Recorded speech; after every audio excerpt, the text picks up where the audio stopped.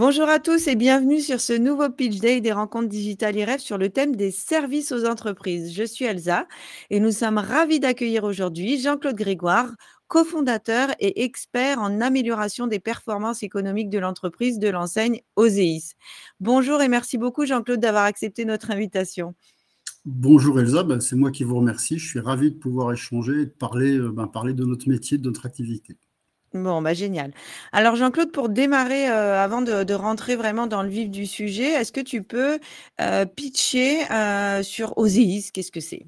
Alors, Oséis, qu'est-ce que c'est? Oséis, avant tout, c'est l'histoire d'un réseau d'entrepreneurs qui est au service des entrepreneurs. Aujourd'hui, c'est plus de 350 dirigeants qui ont été accompagnés et qui sont accompagnés. C'est une quinzaine d'années d'expérience grâce à des outils et une méthodologie qui est absolument sans équivalent. Voilà ce que je peux en dire de manière synthétique.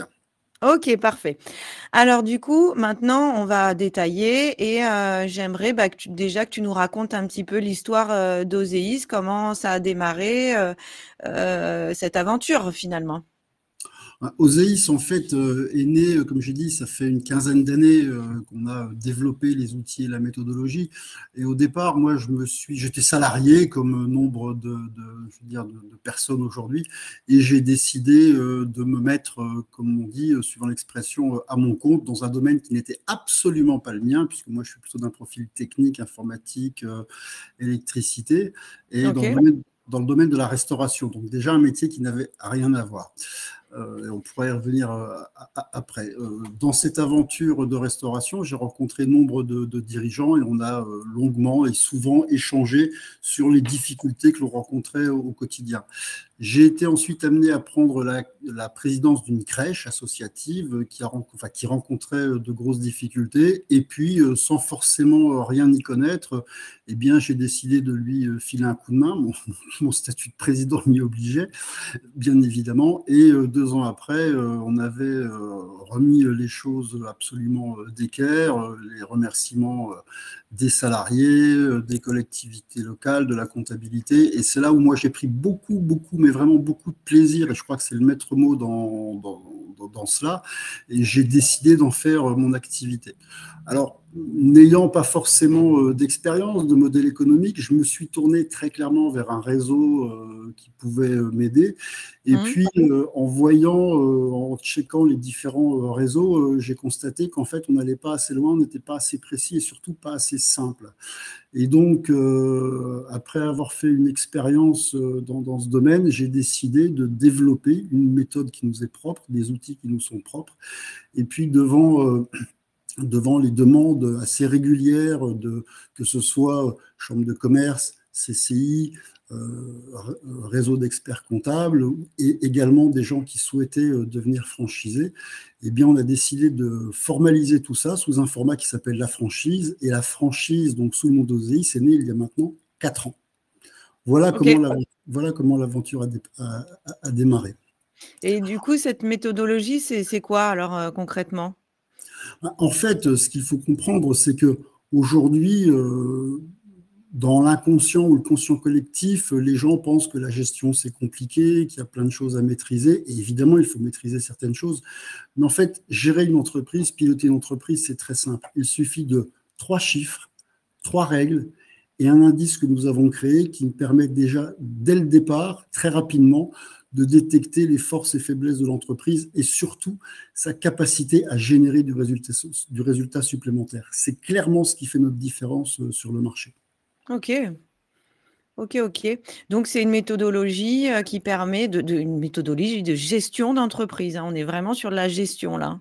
Tout à fait. Alors, certes, je parle d'éléments techniques, mais c'est aussi beaucoup de bon sens. Et lorsque nos consultants découvrent nos fameux 3 chiffres clés, nos 3 règles fondamentales, notre indice de performance économique, eh bien, ils se rendent compte que c'est finalement beaucoup de bon sens, mais que ce bon sens, aujourd'hui, n'a pas été mis en œuvre sur les différents outils qui peuvent exister sur le marché.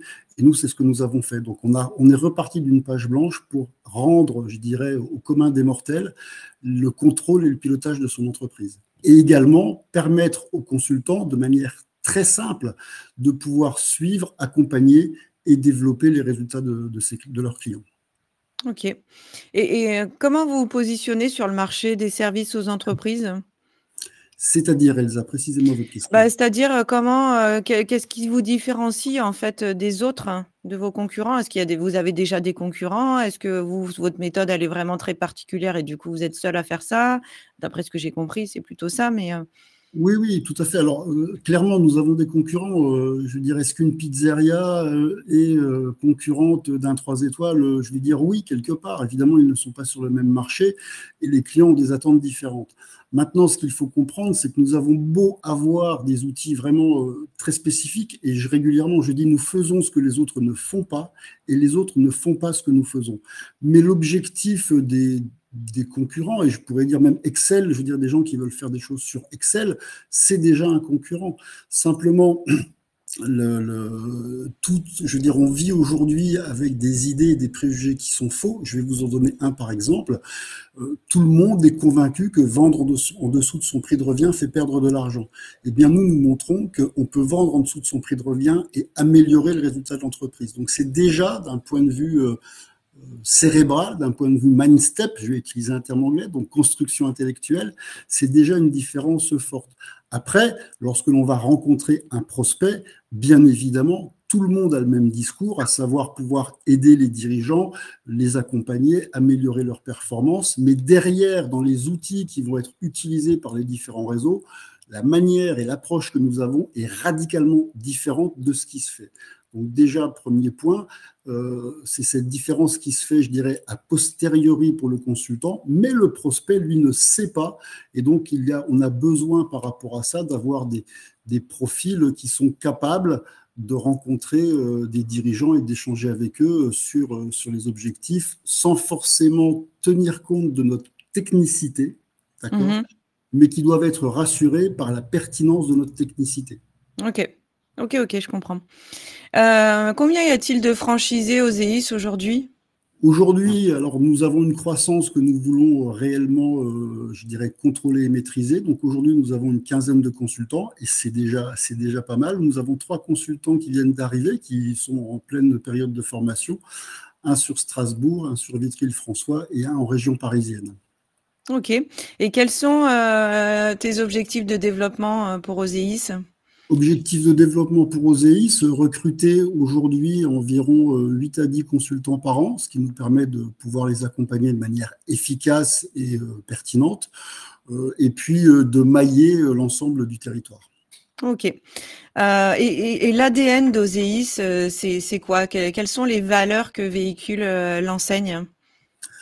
Les valeurs de l'enseigne, ce sont la loyauté, l'engagement, c'est également une réelle, comment dire, une réelle envie de vouloir aider, accompagner les dirigeants, et on est plus quelque part sur de l'humain que sur du technique. Donc, c'est ça nos valeurs. C'est vraiment aujourd'hui, quand vous avez des clients qui vous invitent au restaurant parce qu'ils sont hyper satisfaits de leurs résultats et de l'accompagnement, c'est notre meilleure récompense.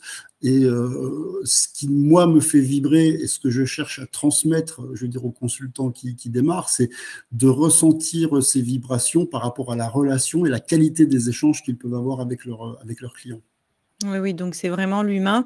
D'ailleurs, Mm. j'imagine que c'est ce que vous allez, rechercher chez Oséis, dans vos candidats, de partager, ces valeurs communes. Qu'est-ce que tu vas privilégier? Quel type de candidat est-ce que tu tu préconises? Enfin, Alors, oui, aujourd'hui, on va chercher des gens qui ont une tête bien faite plutôt qu'une tête bien pleine, parce que déjà, lorsqu'ils vont arriver chez nous, on va remettre en cause, en tout cas, ils vont avoir des surprises quant, je veux dire, aux croyances qu'ils ont et qui sont erronées. En tout cas, c'est ce qui se passe dans de nombreux cas. Donc, une tête bien faite plutôt qu'une tête bien pleine, des gens qui sont prêts à apprendre, qui sont prêts à appliquer, qui ont envie de s'investir. C'est ça qui nous intéresse. Donc, cette qualité-là. C'est évidemment beaucoup d'humilité et d'empathie. Pourquoi? Parce qu'on va rencontrer des chefs d'entreprise qui vivaient avant de nous connaître et qui vivront après, qui sont besogneux, qui travaillent, qui n'ont pas forcément des résultats à la hauteur de leur espérance. Donc il faut beaucoup d'écoute, beaucoup d'empathie, pour nos consultants. Et puis également, et je reviens sur le côté tête bien faite, et c'est un mix un peu entre la tête bien faite et l'humilité et l'empathie, c'est aussi d'avoir une posture de chef d'entreprise, des gens qui sont capables, je dirais, de relever la tête, de discuter avec des gens qu'ils ne connaissent pas au démarrage et qui sont évidemment, comment dire, engagés, parce qu'un chef d'entreprise, et c'est le cas d'un franchisé, un franchisé est un chef d'entreprise, se doit de discuter d'égal à égal avec son prospect. De la même façon, il faut de la résilience et de la pugnacité parce que lorsque vous êtes en démarche commerciale, qui est la clé de voûte de toute activité professionnelle, eh bien, tous les clients ne sont pas sur le pas de la porte à attendre que vous arriviez. De la même façon, si vous restez chez vous à attendre que le téléphone sonne, bien ma foi, changer d'horizon parce que vous n'aurez pas de résultat par ce biais-là.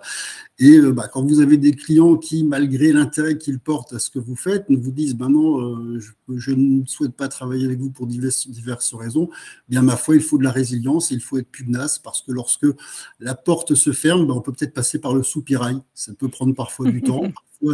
Parfois, c'est immédiat. Donc, voilà, c'est ce genre de choses. Donc, en résumé, un travailleur actif. Oui, c'est sûr que quand on se retrouve face à des chefs d'entreprise qui, comme tu disais, travaillent d'arrache-pied, se donnent à 2000% pour leur entreprise et qui n'ont pas forcément toutes les clés justement parce qu'ils se retrouvent en difficulté. Il faut savoir vraiment s'adapter, se mettre au niveau de la personne, s'adapter. Effectivement, cette posture de chef d'entreprise d'égal à égal, elle est très, très importante, je pense aussi.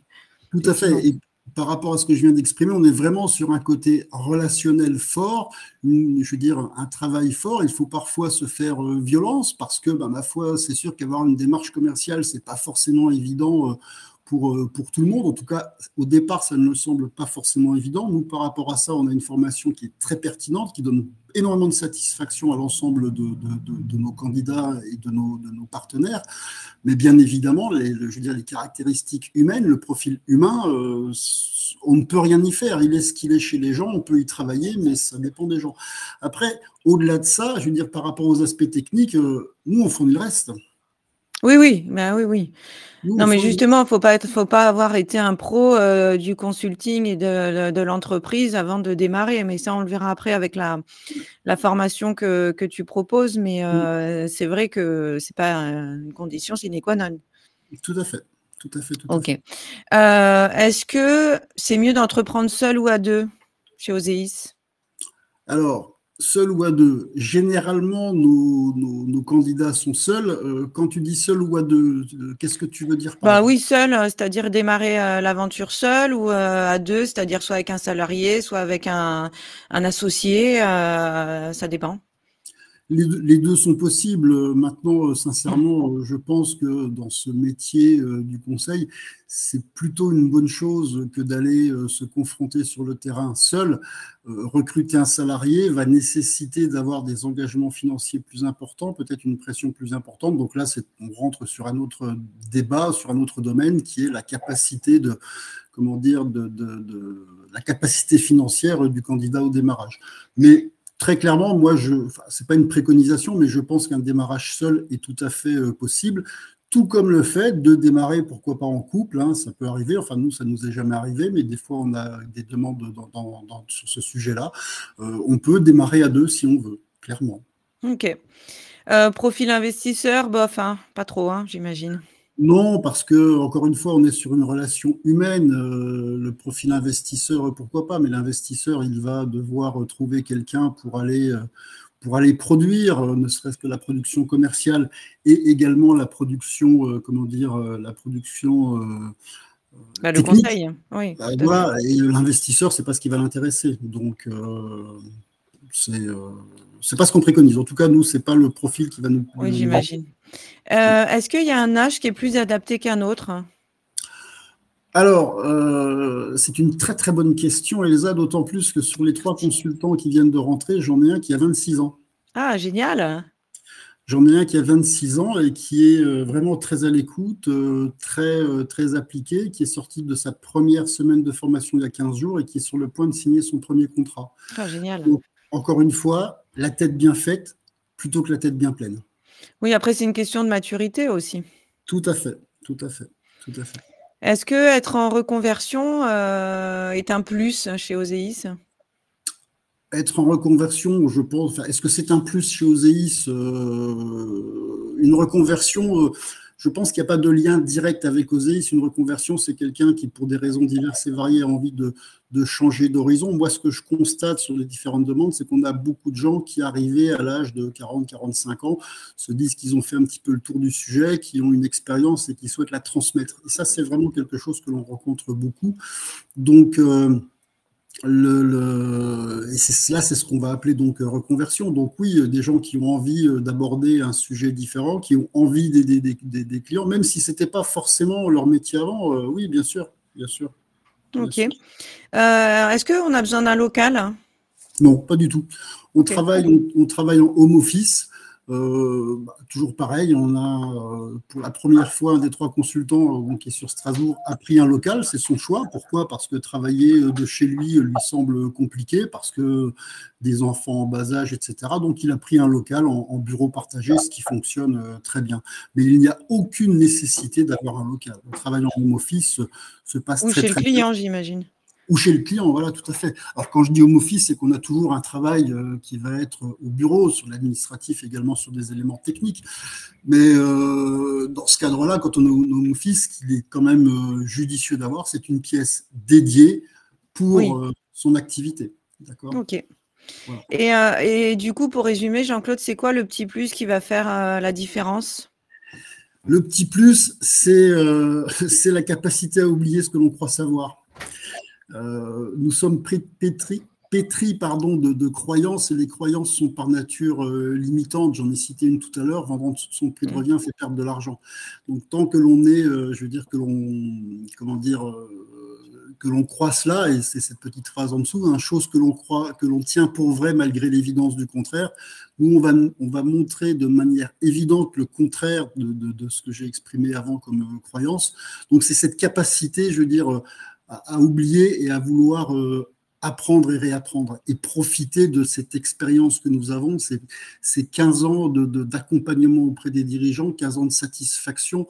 Nous sommes benchmarkés régulièrement par nos clients, en tout cas par certains de nos clients qui cherchent à être très très fins dans leur gestion.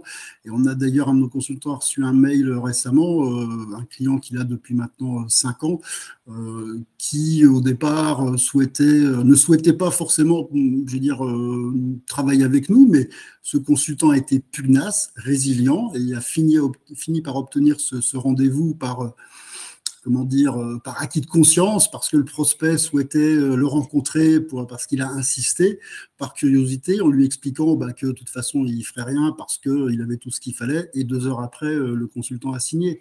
Et aujourd'hui, et 5 ans après, donc ce client continue de tester, notamment par rapport à des approches que je vais qualifier plus traditionnelles. Et il a envoyé un petit mail en disant, bon, ok, on a vu effectivement les écarts avec les aspects comptables, d'accord? Et donc, quand on parle de comptabilité, on parle de chiffres réels et sérieux, bien évidemment, comme les nôtres, hein, soyons clairs. Il termine en disant, je constate qu'à ce stade, OSEI, c'est toujours plus pertinent que les approches traditionnelles des comptables. Ça, c'est sympa, hein, ça fait toujours Très, plaisir, hein. très sympa. Très, très sympa. C'est valorisant. Du coup, avant de passer un petit peu aux données chiffrées, je pense, Jean-Claude, que tu avais envie de faire un petit point sur, la franchise. Oui, parce que la franchise, beaucoup de gens se posent des questions lorsqu'ils démarrent ils s'inquiètent de la franchise en regardant l'aspect modèle économique, les coûts, etc. Et en fait, il y a deux choses, même si je n'en parle pas ici sur le slide. Lorsque quelqu'un va démarrer une activité, il va toujours dépenser de l'argent et ou du temps. Et Bien sûr. le temps, c'est de l'argent. Lorsque vous avez un boulanger qui s'installe, il va devoir investir dans des fours, des banques de présentation, etc. Eh bien, lorsqu'on se lance dans les métiers du conseil, je veux dire, on va devoir investir. On peut réinventer les choses. On va passer du temps, on va créer des outils, on va tester des tas de choses. Et la franchise, en fait, c'est la capacité de pouvoir acquérir un savoir-faire et des compétences que les gens n'ont pas au départ. Ils vont pouvoir appliquer ce savoir-faire qui a fait ses preuves de réussite, parce que ça fait partie des fondamentaux de la franchise, et les mettre en œuvre tout de suite. Donc, c'est vraiment un modèle très, très intéressant pour cela, d'être capable de dupliquer, de répliquer des choses qui fonctionnent et qui existent, et donc d'être opérationnel tout de suite. Alors, évidemment, ce côté opérationnel nécessite un investissement, mais comme je l'ai dit précédemment, quelle que soit l'activité, il y a toujours un investissement Bien à faire. sûr. Si je voulais pousser le trait un peu plus loin, c'est que même un salarié est obligé de dépenser de l'argent pour aller travailler, ne serait-ce qu'en prenant sa voiture pour aller sur son lieu de travail. Évidemment. Donc, tout ceci pour amener à cela, effectivement, combien ça coûte de rejoindre le réseau OSEIS? Ah, la bonne question, c'est combien ça rapporte.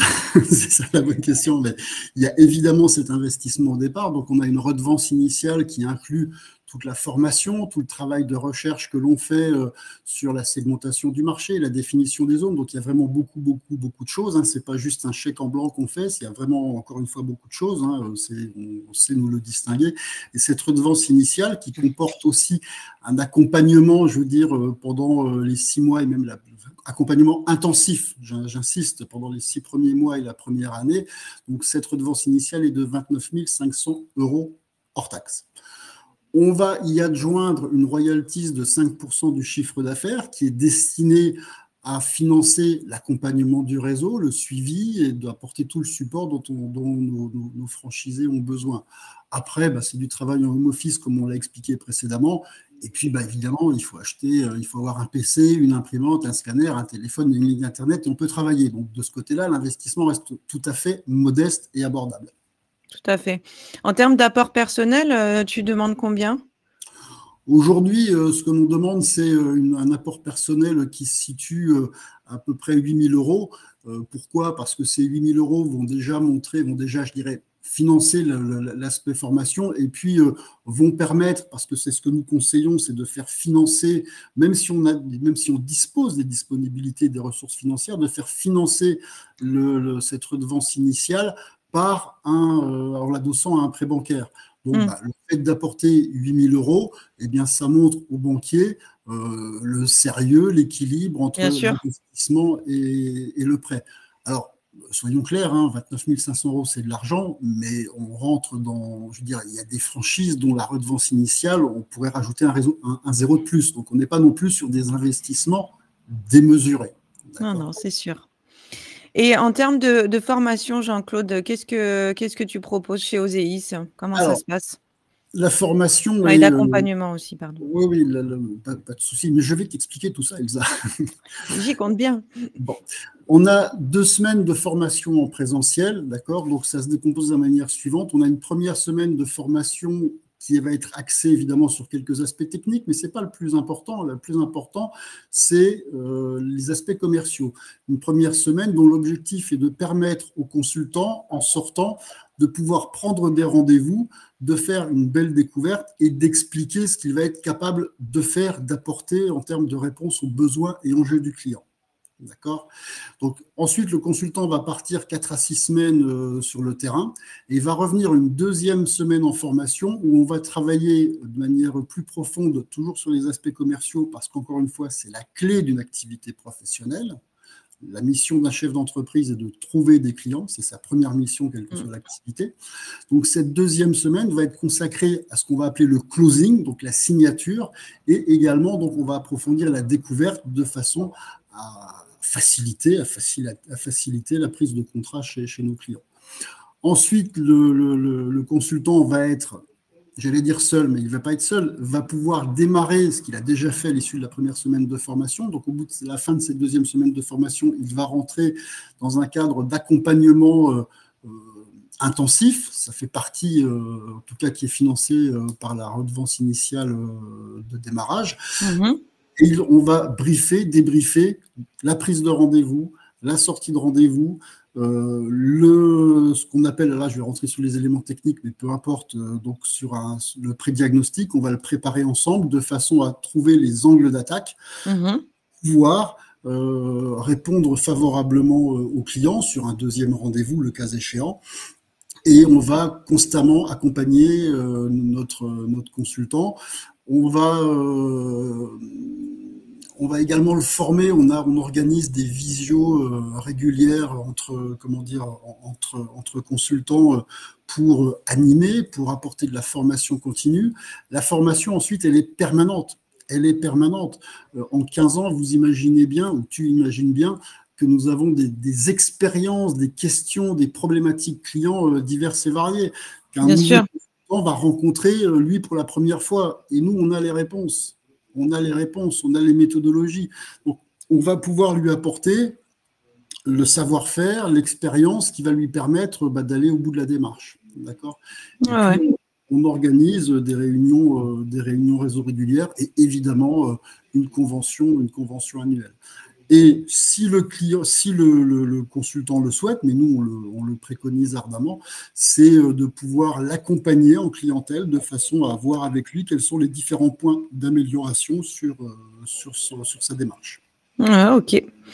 OK, super. Bah, Jean-Claude, c'est parfait. Je vais te laisser, conclure. Je te laisse le mot de la fin, si tu veux. Oh, ben écoute, je pense que j'ai dit tellement de choses que pour conclure, moi, ce que je dirais, c'est bienvenue chez Oséis. Si vous avez envie de participer à une aventure humaine, si vous avez envie d'avoir de la reconnaissance de la part de vos clients, de découvrir un nouveau métier où vraiment l'humain et la relation humaine est au centre de l'activité, bienvenue chez nous. Bienvenue chez nous. Eh bien, Jean-Claude, en tout cas, merci beaucoup, pour, tous ces éléments qui ont été, j'en suis sûre, très intéressants et instructifs pour les futurs franchisés. N'hésitez pas à vous rendre sur le stand d'Oséis pour retrouver toutes ces informations et bien d'autres encore, ou prendre directement contact avec Jean-Claude et son équipe si vous avez envie de rejoindre l'aventure Oséis. Merci beaucoup, Jean-Claude. C'est moi qui te remercie, Elsa. À Avec bientôt. plaisir. À bientôt.